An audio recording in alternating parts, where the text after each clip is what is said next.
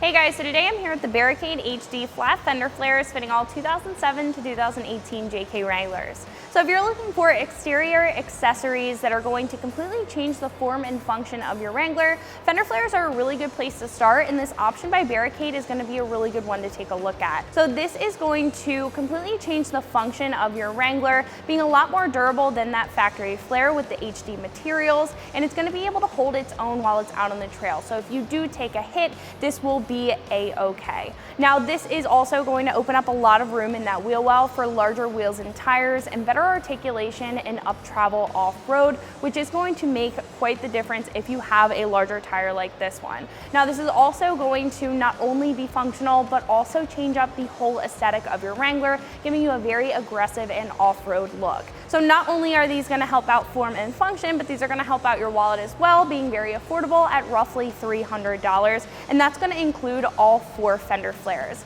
Now in comparison to some other options on the page, like I said, this is going to include all 4, making this a one-stop shop, and those other options on the page are usually going to be split between the front and the rear. So these are going to have a lot of simplicity in their design, which is going to bring that price point down, but I personally like that. I think it adds a nice touch to the Wrangler without going over the top. Now in comparison to some more expensive choices, you will see some more bells and whistles, including marker lights or the option to swap over your factory marker light, or you might see a larger flare that's going to have a lot more tire coverage. Now in my personal opinion, if you're not necessarily concerned with that extra marker light or that extra coverage and you're looking for something that's going to be very affordable, functional, and stylish, then this option by Barricade is going to be a really good one to take a look at. So this is going to be a 2 out of 3 wrenches on the difficulty meter as far as install goes. There is going to be some very minor drilling involved, however that is pretty simple. So speaking of that install, let's jump into that now.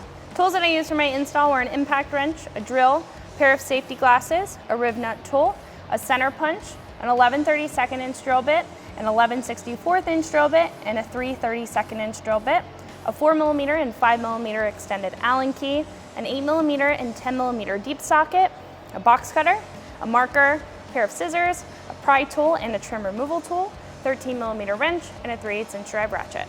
So if you have a larger wheel and tire, what I would recommend to do is take a floor jack and just jack up the front axle. That's going to give us a little bit more room to work with. So I'm going to place this under our front lower control arm, jack it up, and then we can head inside our wheel well to take off our fender. And we don't need to bring the tire all the way off the ground. We just want to kind of lift the body up and make that tire sag.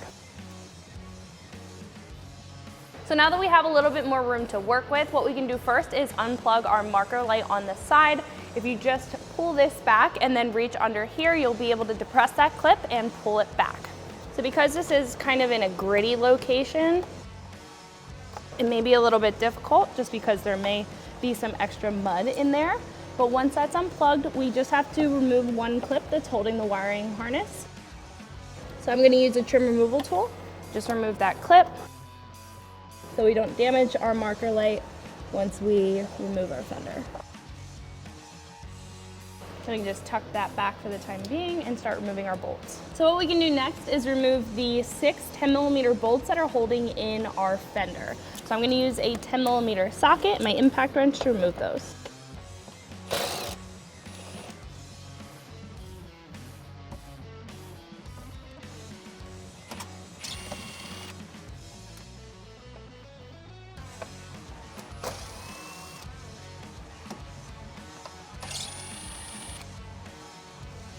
So there's going to be one tucked up inside this inner fender liner here. You can see the access hole. It may be a little bit difficult to see. However, if you use a deep socket, you should be able to grab onto it.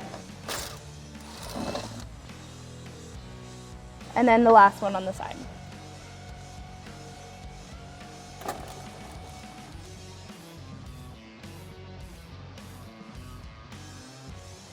So now that most of our hardware on the inner wheel well is disconnected from our actual fender here, we can start to pry this away. Now this is going to be held in by a series of clips onto the body. I'm going to take a trim removal tool or a pry tool and just pull the fender lightly away from the body and kind of pry on it. Now the clips may break, it's okay, we're not going to be able to use them again, and we're not going to be using them for our new fenders, so they are really just a one-use only clip, so if they break, it's fine.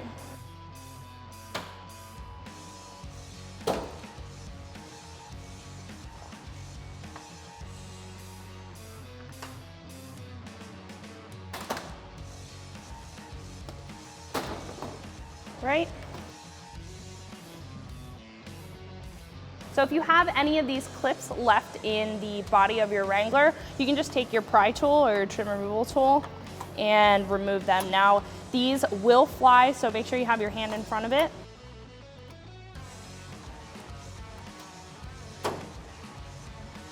I would just recommend clean this up after you take your fender off, just because there's a lot of grit hiding behind here, and this is a good opportunity to do it.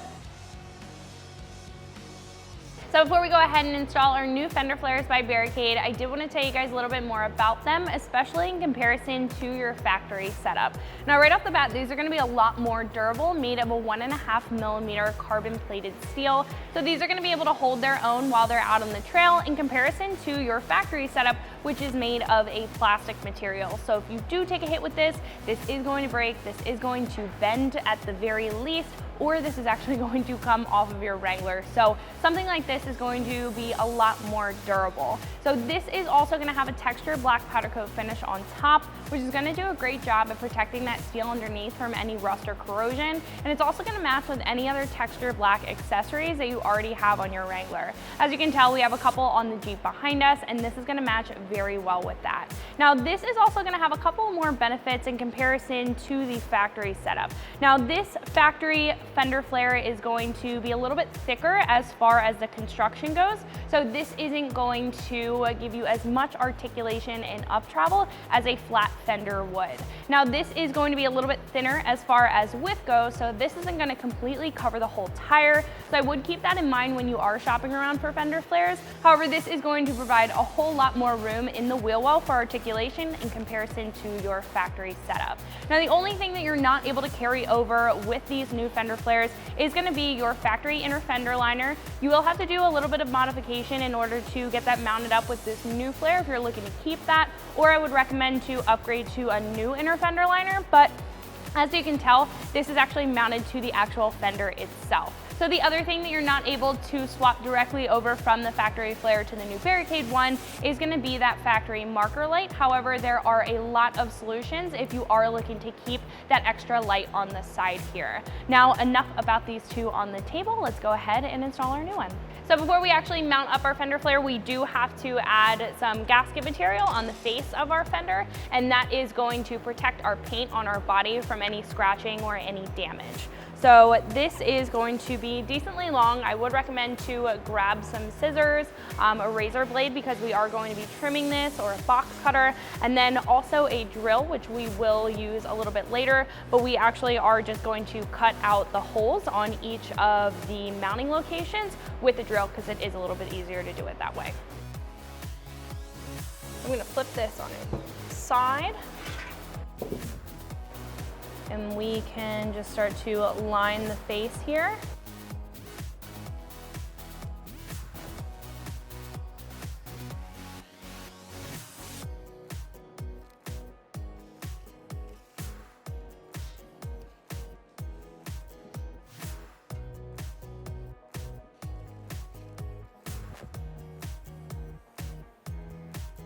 So at this point, we can take a pair of scissors, cut off the excess.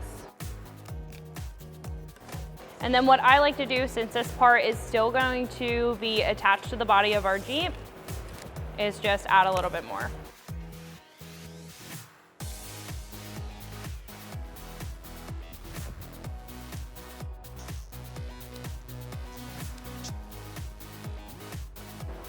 I also want to have it sit as flush as possible.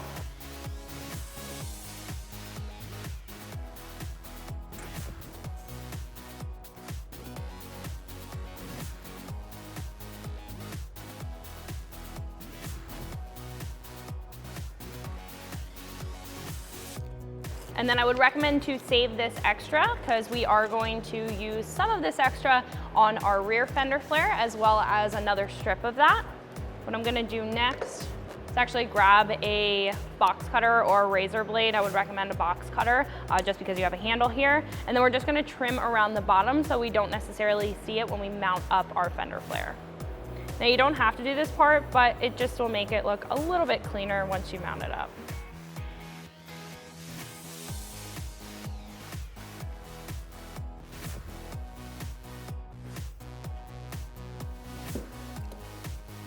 So at this point, what we're gonna do is open up the mounting holes. Now that we've put this gasket material on it, we've obviously covered up all of the holes in order to mount this up. So we do have to kind of drill out the plastic or the foam material that's on the back here in order to mount up our fender flare. So what I'm gonna do is just run my hand along the bottom and see where the mounting holes are. Just kind of poke up on the material, take a pair of scissors, just a mark where we need to drill that out.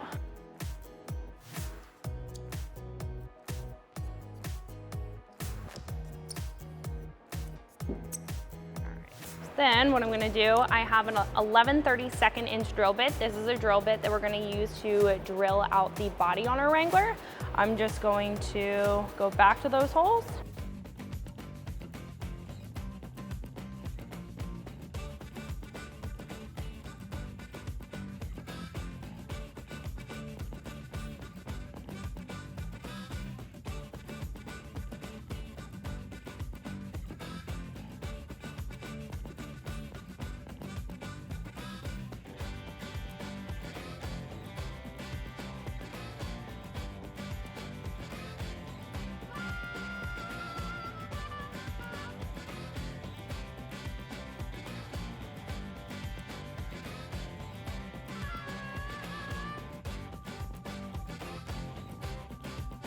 So at this point, we're ready to install our fender.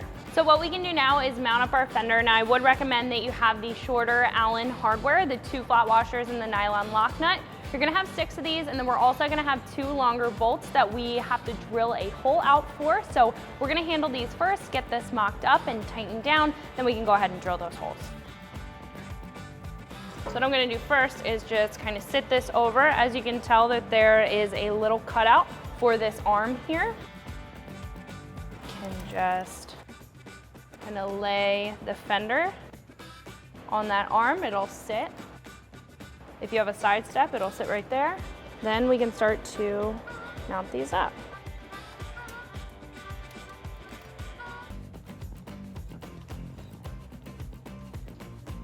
So I like to get all the hardware in first, then we can go back and tighten everything down.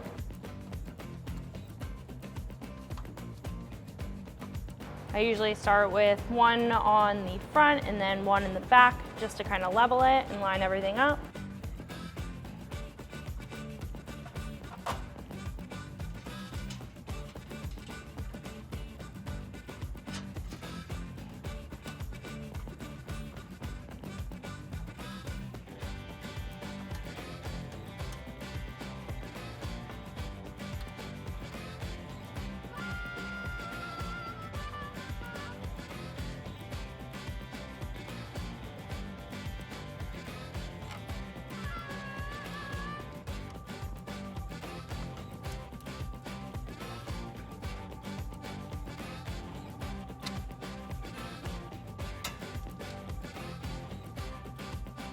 All right, so now that all of our bolts are in, what we can do is kind of hold this up into place and tighten them down at the same time. So we have this fender exactly where we want it, and then we can drill our holes.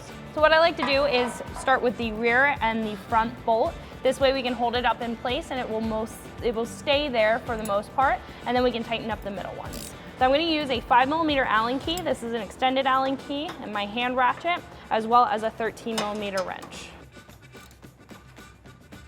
So I'm gonna get it most of the way tight. And then once I feel it start to snug up, then I'm gonna put it in, hold it in place, and then completely tighten it.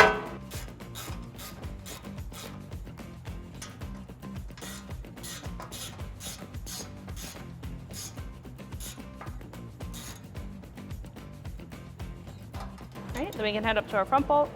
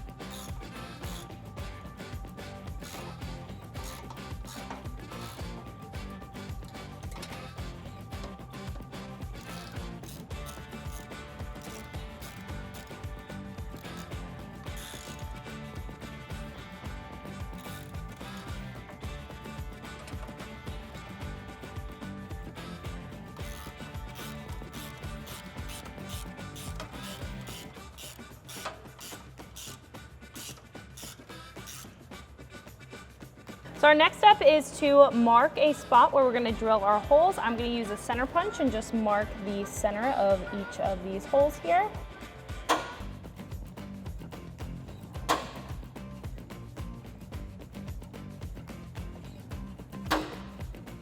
Then I'm going to take an 11/64 inch drill bit, and we're going to drill a pilot hole in each of these two mounting locations. Now you also are going to have this part of your body on the back here, part of your A-pillar. We are going to drill through that as well because we have to stick the whole bolt through and put a nut on the back.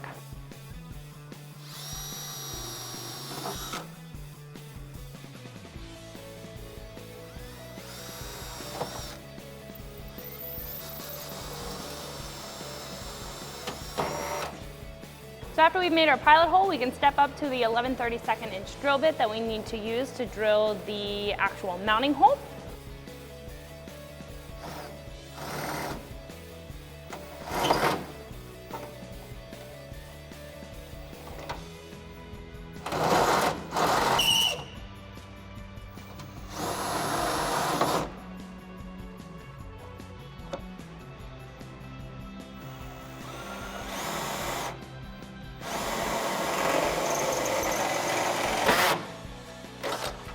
So after you're finished drilling the holes, I would recommend to add a light coat of paint to the bolt holes. And then what we can do is add our spacer inside. Take our longer bolt for this top hole.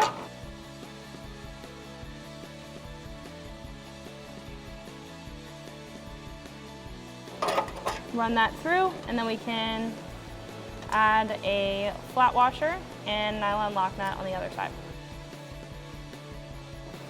Then we can take our smaller spacer, add that at our bottom hole, grab our shorter bolt, and repeat that process. So then we can tighten them down with that same 5mm Allen key and 13mm wrench.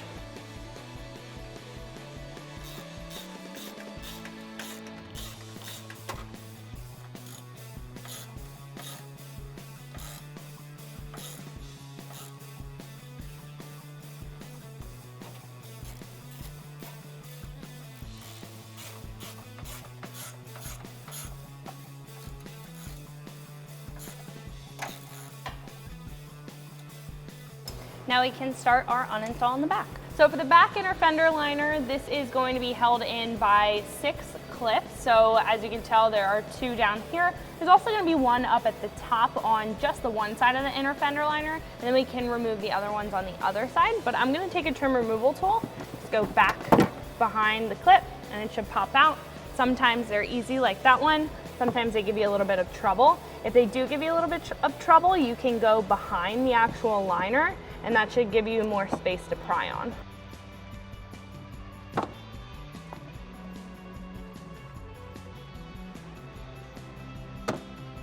Then we can head to the other side of the liner.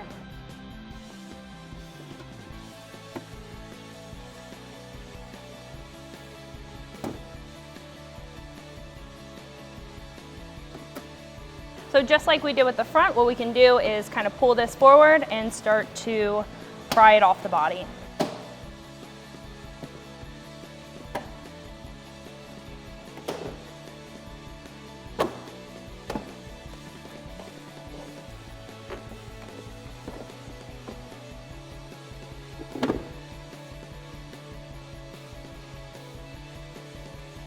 So just like the front, we have to add our weather stripping or our gasket material to the back of our fender before we can mount it up, and it's just going to be the same process. We're going to lay it down, and then we will drill all of the holes out so we can mount it up.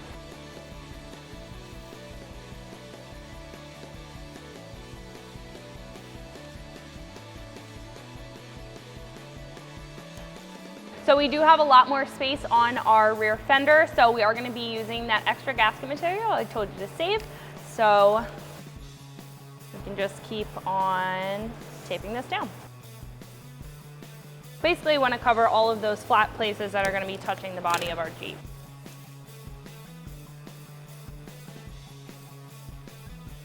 So usually I'll just get the perimeter. Just cut away the excess.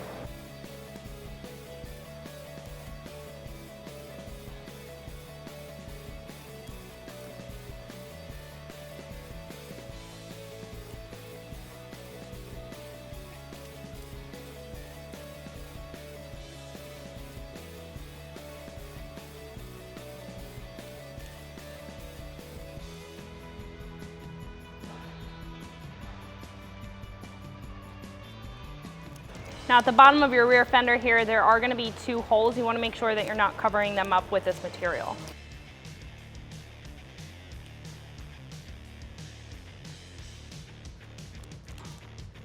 Right. So after that is completely fitted with our gasket material, what we can do now is drill out our holes. So again, just run your hand on the bottom of it. Make sure that if it does come up, we just refit it.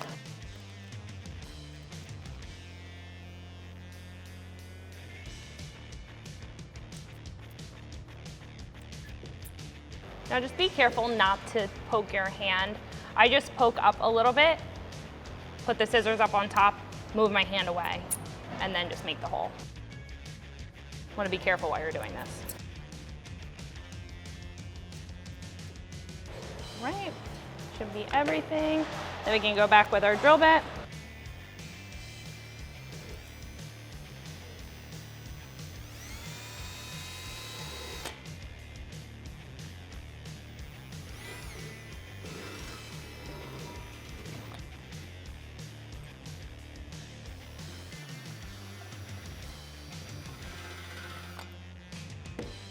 So after our fender flare is ready, unlike the front, we can't mount this up just yet. We have to add a couple of rib nuts to the body of our Jeep, and then we'll be able to mount it up. So just as a safety measure, what I like to do is line this up with the body of the Jeep and mark where we need to insert our rib nuts. So these top 2 holes, since we can access the back of them, we're going to put a nut on the back, but the other 5 holes, we do need to put rib nuts in. So I just have a marker here, and I'm just going to make a mark on each of the ones where we have to put on a rib nut.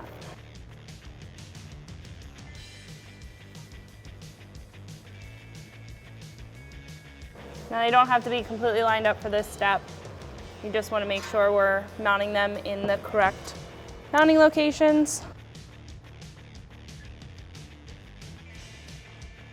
And a little red mark will remind us of that when we pull the fender away. So what we're gonna do next is actually widen these holes that we marked just by a little bit. So I'm gonna take that same 11/32 inch drill bit that we use in the front and just round off these holes so we can fit in our new rib nuts. So right now they're just a little bit undersized for what we need them for.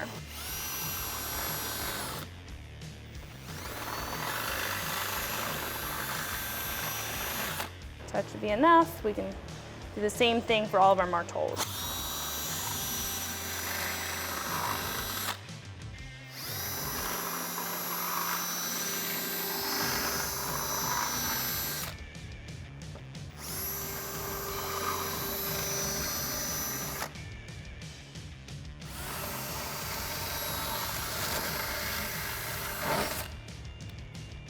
So now what we're gonna do is install our rib nuts. And the reason why we're installing these is because on the top 2, we'll be able to access the back of the fender to put a nut on. But on the other mounting locations, we are unable to access the back there. So having this is gonna secure all of our hardware down. Now there is a tool included in the kit where you can install these with. It is gonna be a little bit more time consuming. So what I recommend to do is use a rib nut tool, and this is going to be very easily accessible at any local auto parts store. You can rent this or very easily buy this. So it will come in handy and it will save a little bit of extra time. So all we have to do is open it up, thread the rib nut on, and we'll be able to clamp this on and mount these in the holes.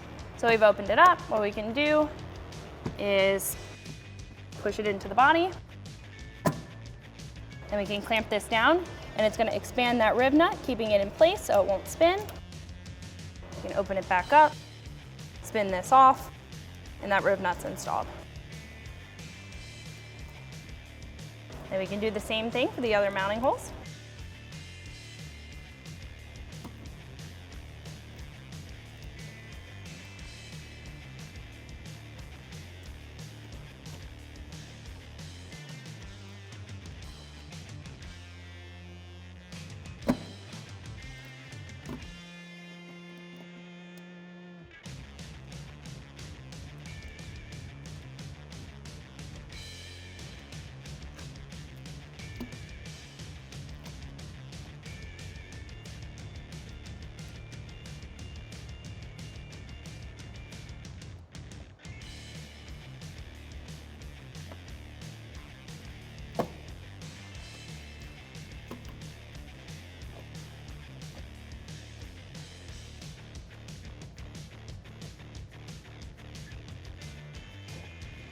so what we can do next is put this up into place, making sure that we have one of our larger bolts, the 5mm Allen head hardware.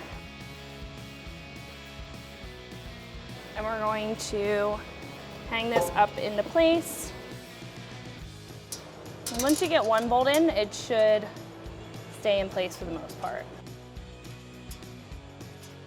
We're not going to tighten anything down just yet. I want to get everything mounted up and threaded in.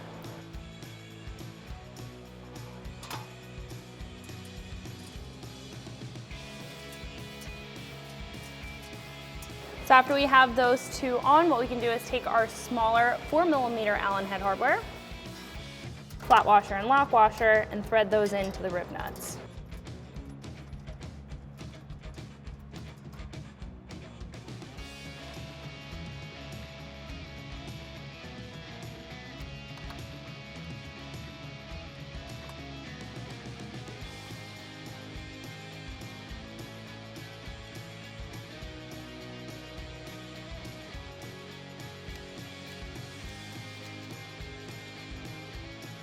So once you have everything threaded in, we can start to tighten up the rib nut bolts with a 4mm Allen socket.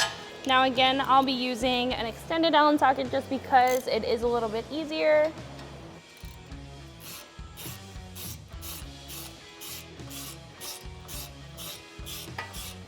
So what I would like to mention is that you should not over tighten these bolts. Once you have a steady tighten, I would just leave it there. The rib nuts in the back, if you tighten them too much, you will spin them out of place, and you don't want to do that because then you'll have a trapped bolt. So just tighten it down to where you feel a good tightness, and then move on to the next one.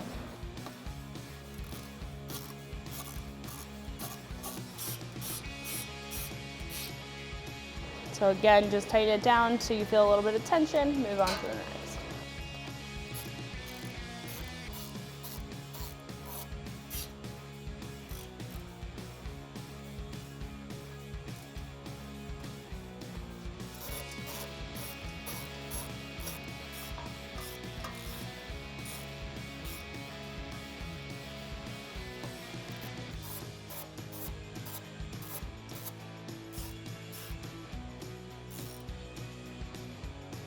So our last step is to secure down this bottom corner with two self-tapping screws. I'm going to drill a very small pilot hole with a 3/32 inch drill bit, and then we'll be able to install our self-tapping screws. Just a little bit easier if you drill a hole first. So then we can insert our self-tapping screw, take an 8mm socket and our impact wrench, put a little bit of pressure on the back, and they should cut through the metal themselves.